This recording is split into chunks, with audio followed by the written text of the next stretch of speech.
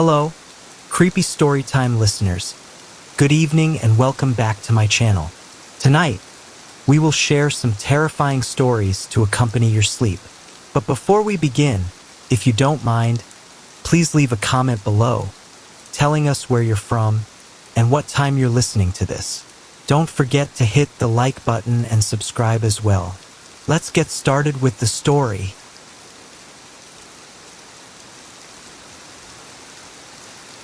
It was a cold, foggy evening when Sarah and her friends decided to take a shortcut through the old forest near their town. The trees towered like silent giants, their branches clawing at the thick mist, and the moonlight barely pierced through the dense fog. "Are you sure this is safe?" Sarah asked, her voice trembling slightly. Her friends, Tom and Emma, laughed it off. "It's just an old forest. There's nothing to be afraid of," Tom said, trying to reassure her, though his own voice had a faint edge of unease. But Sarah couldn't shake the feeling that something was wrong. She'd heard the rumors. People talked about a mysterious figure that haunted these woods, the Pale Lady. The stories were vague, told in hushed voices at school or around campfires, but everyone agreed she was terrifying. They continued deeper into the forest, the air growing colder and heavier with every step. The path seemed to twist and turn, like the forest itself was changing, guiding them toward something. Then they saw her. A tall figure appeared in the distance, standing perfectly still between the trees. Her skin was an unnatural shade of white, almost like chalk, and her long hair hung down in tangled strands, blending with the fog. Her dress was a flowing white gown that seemed to shimmer in the darkness, as if it were made from the very mist itself. Her face was obscured, but Sarah could feel the weight of her cold, empty gaze. Who is that?" Emma whispered, her voice barely audible. Before Sarah could respond, the figure started moving toward them, gliding effortlessly through the fog. There was no sound of footsteps, no rustling of leaves, just the eerie, silent approach of the Pale Lady. Tom tried to laugh nervously, but it came out wrong, like it was more of a frightened gasp. We should go," he muttered, backing away slowly. But the Pale Lady wasn't stopping. She was getting closer, her pale skin glowing brighter in the mist. Her head tilted to the side, as though studying them, but her face remained hidden. There was a strange, suffocating feeling in the air, as if the fog itself was closing in, trapping them in this moment. "Run!" Sarah screamed, snapping out of her trance. Without thinking, she turned and bolted, her friends following suit. The sound of their panicked footsteps echoed through the trees as they ran, but the Pale Lady did not chase them. No, she merely watched, her figure standing unmoving, until they were out of sight. They didn't stop until they reached the edge of the forest. Panting and terrified, they turned back, expecting to see the Pale Lady following them. But the forest was quiet, too quiet. There was no sign of her, no movement, only the thick fog that now seemed to swallow the woods whole. They made a vow never to return to those woods, and for a time, the memory of the Pale Lady faded into the shadows of their minds.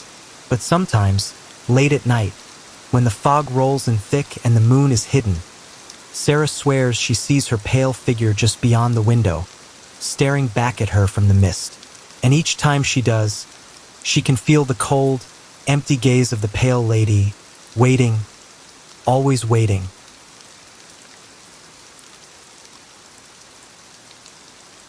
It was just a typical Tuesday when Leah moved into the old house at the edge of town.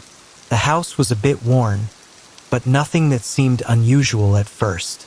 The wooden floors creaked, the walls had that musty smell, but it was livable. Leah was excited to start fresh after a difficult breakup and needed a quiet place to heal. On her first night, after unpacking the last of her boxes, she found an old, dusty mirror hidden in the attic. The frame was ornate, beautiful but faded with time. She wasn't sure why, but something about it called to her. She cleaned it off, and with a feeling of odd satisfaction, hung it in her bedroom. That night, after a long day, Leah lay in bed, trying to sleep.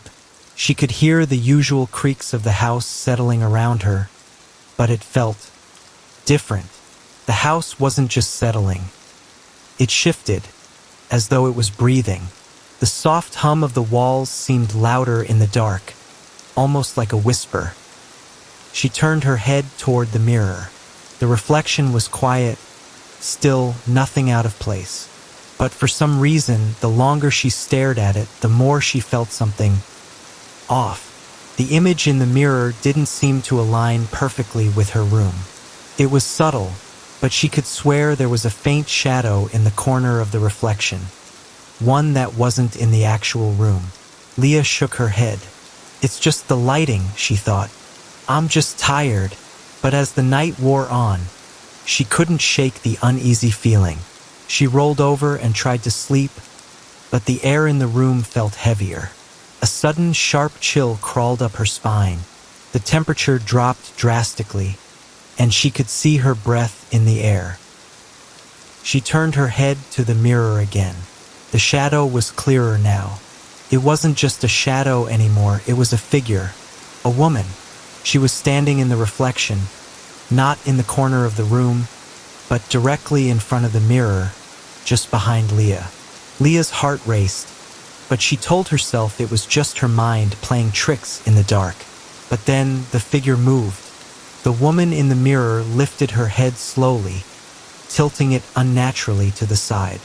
Her face was pale, gaunt, with hollow eyes that seemed to bore right through Leah. Leah froze, unable to breathe. The woman in the mirror smiled, a twisted, wide smile that didn't reach her eyes. Leah wanted to scream, but she couldn't. She was paralyzed, locked in place by some unseen force. The woman's mouth began to move, though there was no sound. Her lips formed words, but Leah couldn't hear them. She could only read the words forming on her lips. You should not have come here. Terror flooded Leah's chest, and she scrambled to her feet, knocking over the lamp beside her bed. The room was pitch black, and the woman's figure in the mirror was now gone. But Leah knew she wasn't alone. She felt eyes on her, watching her from the shadows. Suddenly, the floorboards behind her creaked. Slowly, Leah turned around, but there was nothing there. The house was still. The air was suffocating. She rushed out of the room, stumbling down the hallway to the living room.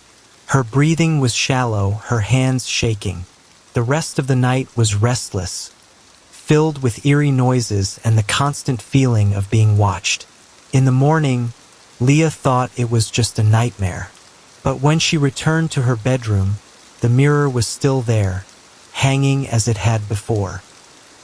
Yet something was different.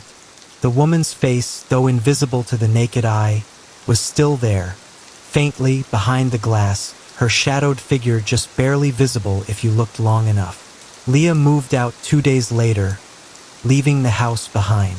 The new tenants who moved in after her said they didn't notice anything wrong. But a year later, the house was abandoned again. Neighbors whispered that every tenant who had ever lived there had left in the middle of the night, never to return.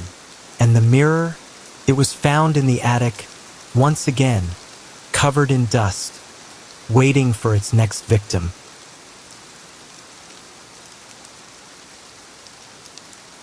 It was a late autumn afternoon when Emily and her friends decided to venture into the dense forest that bordered their small town. The forest, known to locals as the Whispering Woods, had always been a place of mystery and legend. There were countless stories about strange figures seen among the trees and eerie noises that echoed through the night. But for Emily and her friends, it was simply a place to explore.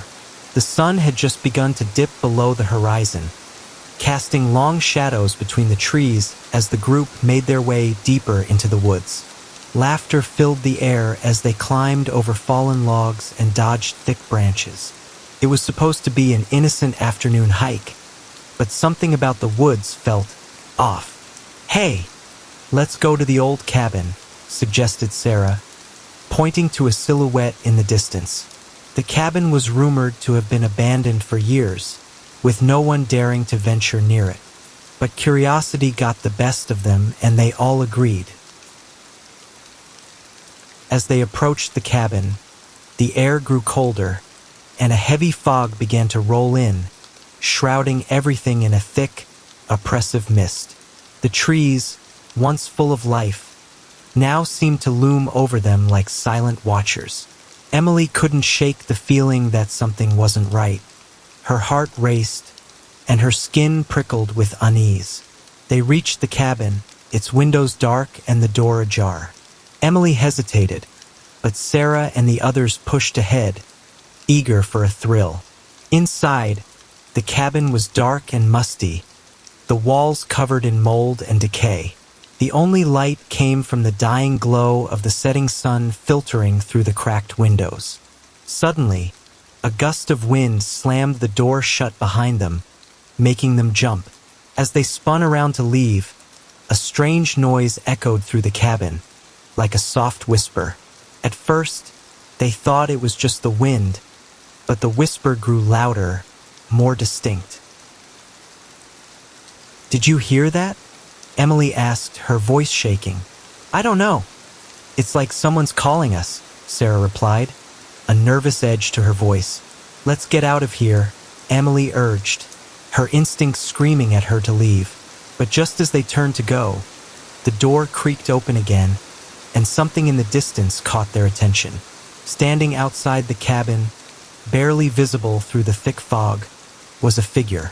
A woman, dressed in tattered white clothing with pale, almost glowing skin. Her face was eerily blank, a void where eyes should have been. Her hair hung in long, wet strands around her face, and she was standing perfectly still, as if waiting for them. Emily's breath caught in her throat.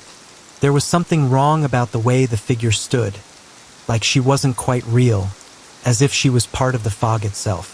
Who is that?" Sarah whispered. The woman did not answer, but as if summoned by their fear, she began to move slowly toward them, gliding across the ground as if floating. The closer she got, the more unnatural her movements seemed, jerky and distorted, like a marionette pulled by unseen strings.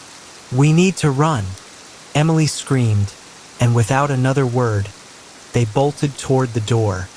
But when they turned to escape, the doorway was gone. Instead, the woman stood in the middle of the room, her pale face now inches from Emily's own. Frozen in terror, Emily tried to scream, but no sound came out. The air grew heavy, as if the forest itself was closing in on them. Behind the woman, Emily saw flashes, glimpses of other figures, people who seemed to have been lost in these woods long ago. Their eyes were all black, their faces pale, just like hers.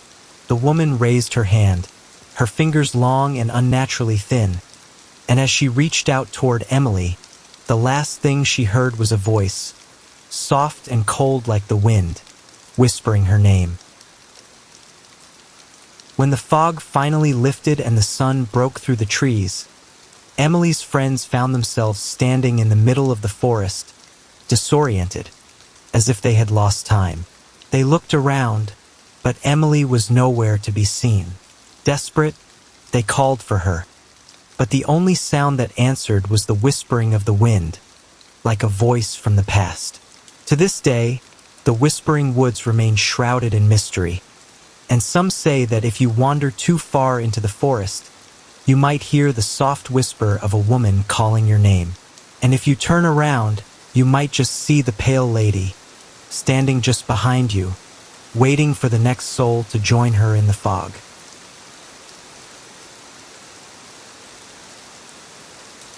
It was the summer of 2018 when Sarah first moved into the old Victorian house on Elm Street.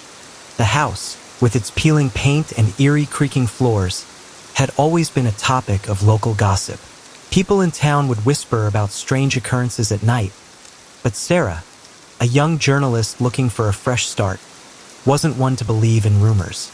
The house had been empty for decades, its former owners long gone. With no neighbors nearby and a peaceful view of the woods, it seemed perfect for Sarah. She settled in quickly, spending her evenings writing articles for a local newspaper, occasionally hearing the occasional wind rustling through the trees. But it wasn't the wind that would soon disrupt her peace. One evening, while sitting at her desk, Sarah noticed something out of the corner of her eye. In the reflection of her window, she saw a shadow move past. She turned around, but no one was there. She laughed it off, attributing it to the creaking of the house settling. But the feeling lingered. The next night, Sarah was woken up by a cold draft in her room. Her covers had been pulled off her body, and she could feel the hair on the back of her neck standing up. She glanced at the clock, 3 a.m., the witching hour. Suddenly, she saw it. In the dim light of the moon, a figure appeared at the foot of her bed. A woman, dressed in tattered white clothes, with pale skin that almost glowed in the darkness. Her face was featureless, like a blur, with long, stringy hair that hung loosely around her shoulders. The woman didn't move, but Sarah could feel her staring directly at her. Frozen in fear, Sarah tried to scream, but her throat was dry, and no sound came out. The figure just stood there, silent and still, until, without warning, it vanished. The next few days were a blur of fear and confusion. Sarah researched the house, and to her horror, she discovered that many years ago, a woman had lived there. She was known for wearing a white dress and for her ghostly, pale appearance. Locals referred to her as the Pale Lady. It was said that she had died mysteriously in the house, her death unexplainable. Some said she was driven to madness by the isolation. Others whispered about a dark secret in the walls. The sightings of the Pale Lady had continued for years, with people claiming to see her standing in windows, walking down the stairs, or even standing silently at the edge of the woods. No one could explain it. The town had grown used to the rumors, but Sarah, now terrified, was desperate to understand what was happening to her. One night, unable to sleep, Sarah ventured into the attic. The house was cold, and the air was thick with dust. As she rummaged through boxes of old things, she found a worn diary. The entries inside were dated back to the 1800s, written by the woman who had once lived in the house. Her last few entries were frantic and filled with fear, talking about a shadow in the corners that had begun to follow her, and her growing obsession with the pale figure that appeared at night. Her final entry read, "She is here. I can hear her breathing. It's not my imagination. She's in the house with me now. I must leave before she takes me." Sarah dropped the diary in shock, her heart pounding. She had to leave. This house was more than just old and creepy. It was cursed. As she stood up, ready to flee, she turned around and saw the Pale Lady standing at the attic doorway. Her mouth was open, but no sound came out. Her ghostly form seemed to shimmer in and out of focus, as if the house itself was trying to erase her from existence. Sarah ran, but when she reached the stairs, the figure was there again, blocking her way.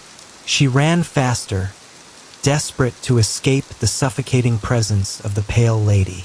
The last thing Sarah remembered was the cold grip of invisible hands, pulling her back toward the dark corners of the house.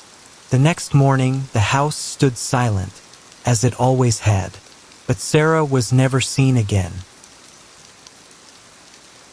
And to this day, people say that if you walk past that old house on Elm Street late at night, you might just catch a glimpse of a pale woman in a tattered white dress, staring from the window, waiting for the next soul to enter her domain.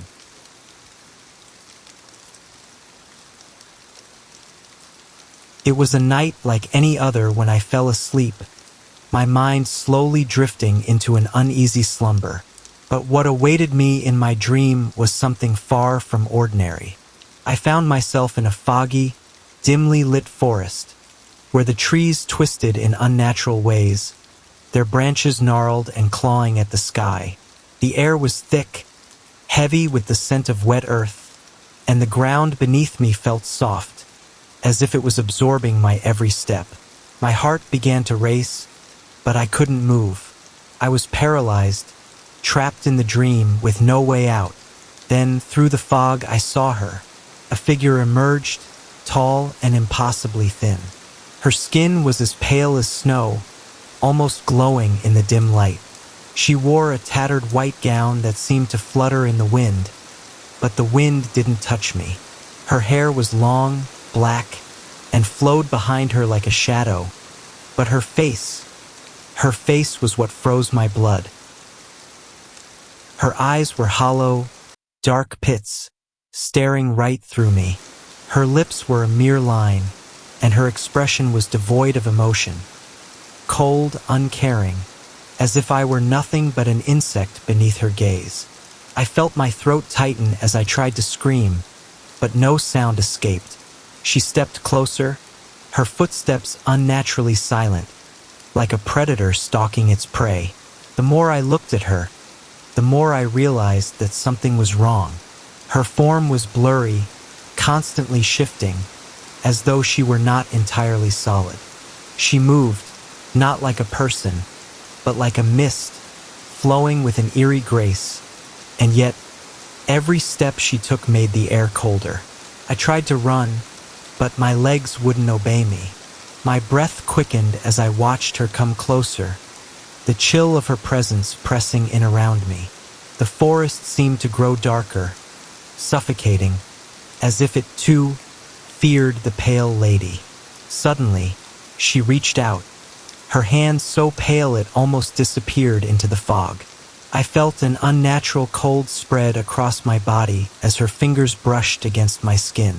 I froze, my body no longer my own, completely under her control. The terror that washed over me was suffocating, but it was too late. Her voice, cold and distant, whispered in my ear, "You cannot escape." The world around me began to blur, the fog swallowing everything until there was nothing left but her. And then I woke up, but the cold stayed with me, the feeling of her fingers, the sound of her voice. They lingered long after I opened my eyes, and I knew, deep down, that she was still out there, waiting for the next time I would fall asleep.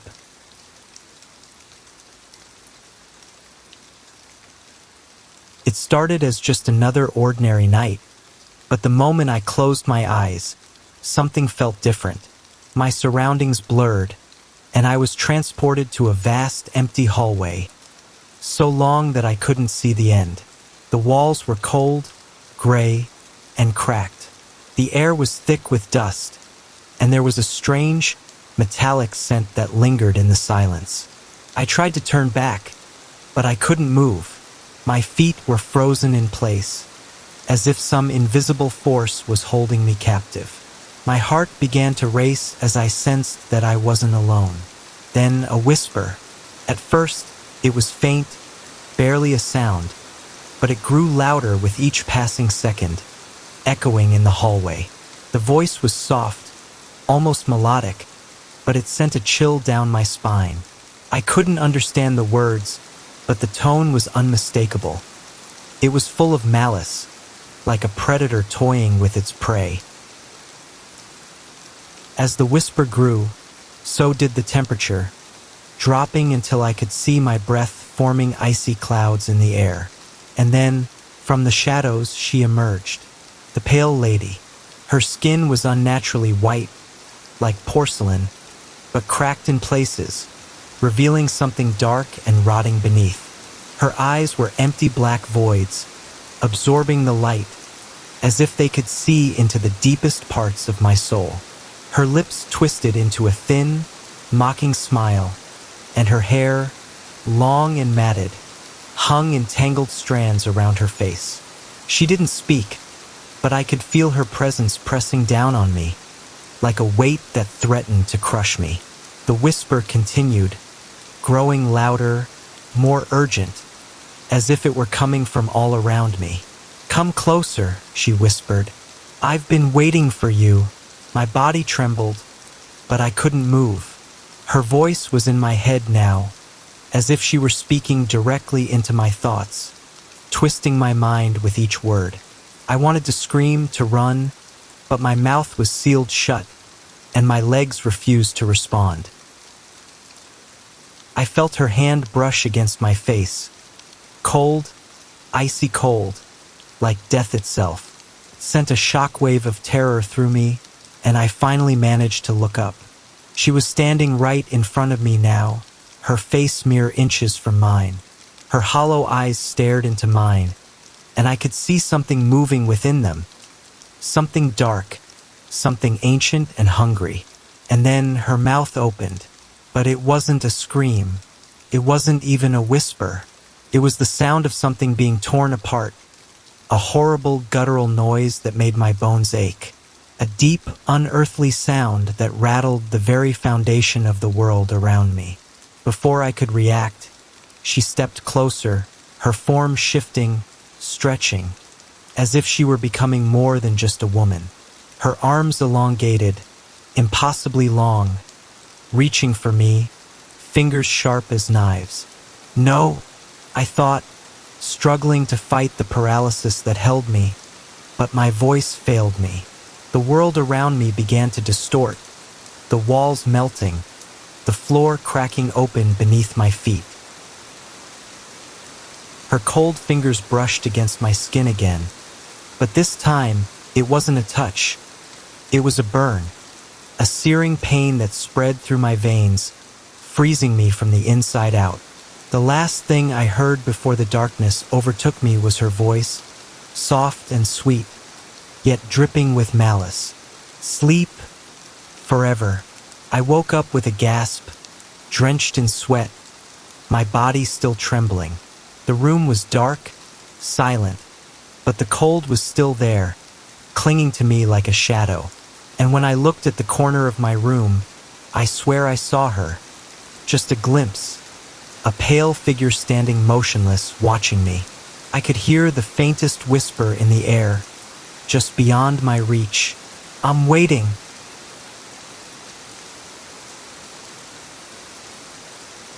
It was a late afternoon when I found myself on an unfamiliar road, the kind that wound through thick forests and long, desolate stretches of land.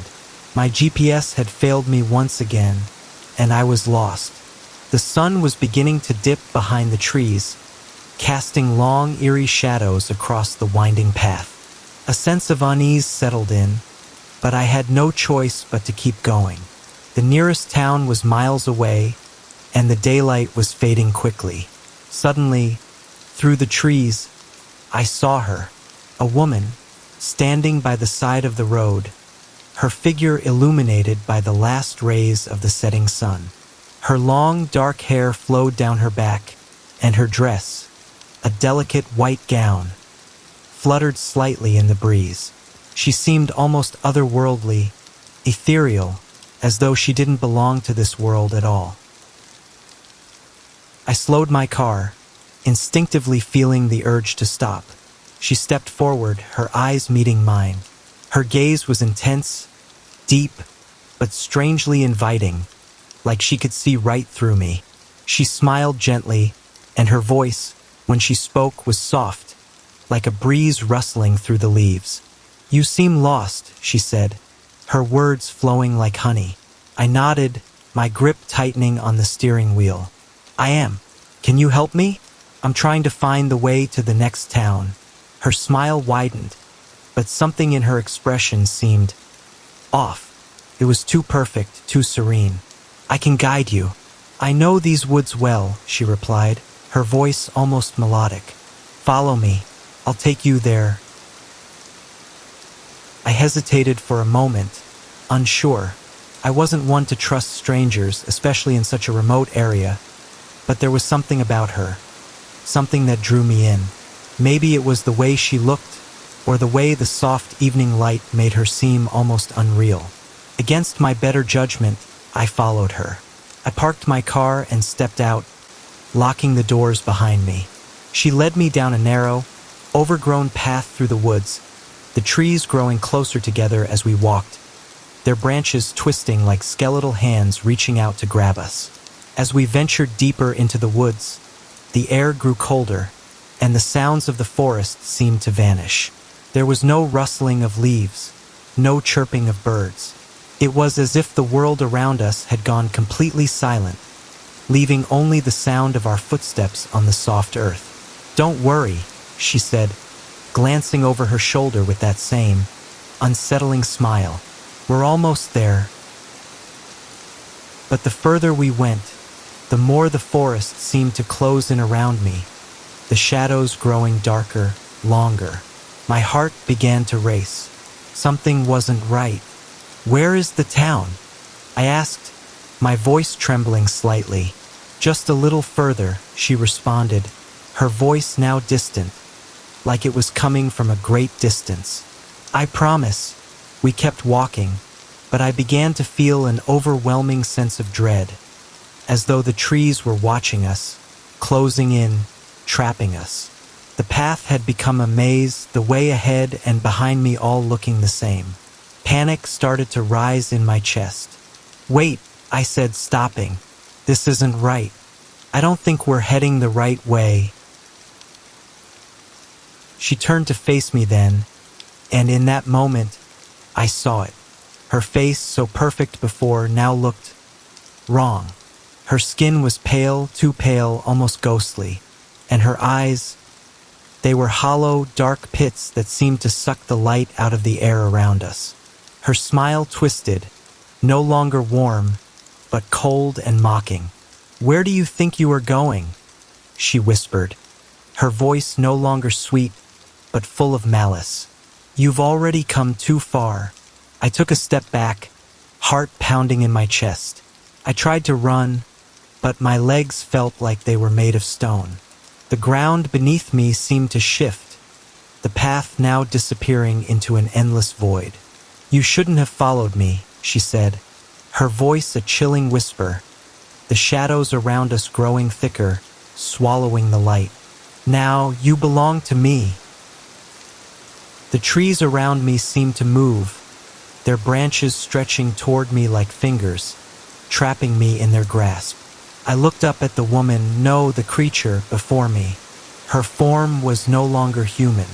Her gown floated around her like a veil, her arms long and impossibly thin, like they could stretch for miles. The hollow eyes that stared into mine felt like they were peeling back the layers of my soul. "You were always meant to get lost," she whispered. "I've been waiting for you." In that instant, everything seemed to freeze, the world around me going deathly still. I could hear my heart pounding in my ears, but the rest of the world had vanished. I was alone with her. Then, with a sound like the wind howling through the trees, her long, thin fingers reached toward me. Cold, so cold, they wrapped around my neck, tightening like a noose. I screamed, but no sound came out. And just before the darkness overtook me, I heard her final words, "Sleep forever."